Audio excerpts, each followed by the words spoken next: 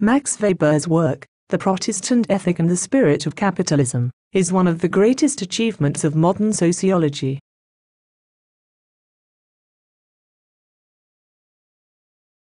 The spirit, or ghost, of capitalism, is a concept developed from Hegel's book, The Philosophy of History. Spirit is literally the ghost or demon that possesses human consciousness, animating the biological sacs of organs. Picture the little girl in the 1970s film, The Exorcist. A rather naughty spirit, ghost, or demon possessed and animated her. Like the little girl in The Exorcist, capitalists are possessed by a demon. Weber calls this demon the spirit of capitalism, which animates their behavior in precise, characteristic ways. When possessed by the demon in The Exorcist, the little girl spouted green vomit. She spoke rather fruity profanities in a deep voice. Her head spun round. She floated above her bed and banged upon it violently. Her facial features became contorted. It was not pretty. The same things happened when people became possessed by the spirit of capitalism. One difference, they spouted asceticism rather than green vomit. They spoke soberly about business. Their heads bent down fixedly upon their work. Their facial features displayed discipline and forthright desire for gain.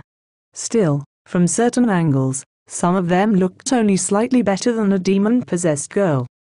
Asceticism, or self-denying conduct, leads one to avoid pleasure and comfort while embracing difficult, unpleasant and exhausting tasks.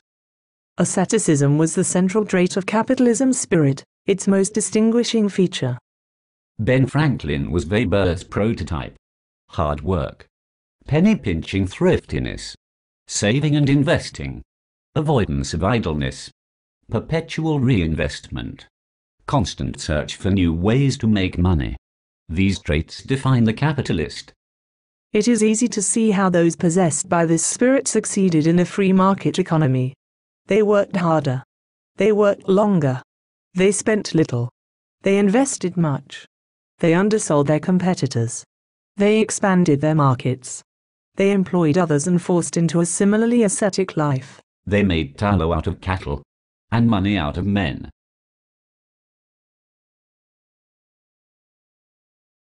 The spirit of capitalism was distinct from other, similar demons. Those possessed by the spirit of the miser, for instance, were similar to capitalists in that they desired to accumulate money. But misers were notoriously stingy. They hoarded their existing money. They did not pursue new money in profitable, but hard, business enterprise. Those possessed by the spirit of gambling were also like capitalists. They sought to acquire new wealth. But they did not steadily accumulate through hard, but profitable, work. Instead, they sought to hit the jackpot in extreme risk-taking.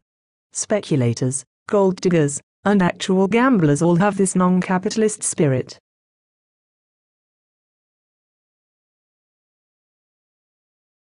The spirit of capitalism generated a new economic ethics. Economic ethics are rules of right, virtuous conduct in the realms of work, money-making and consumption. Traditional societies everywhere operated under the economic ethos, work to live. The purpose of work was to provide the material support for meaningful living. Perpetual or unlimited acquisition was meaningless. One worked enough to support one's life. No excess. No surplus. Under capitalism, this ethos was inverted. Instead of work to live, the spirit of capitalism commanded that one should live to work. Hard, ascetic work in accord with the self-justifying goal of limitless profit accumulation. For a person possessed by the spirit of capitalism, no amount of profit was ever enough. One had to continue to work hard. One had to perpetually reinvest.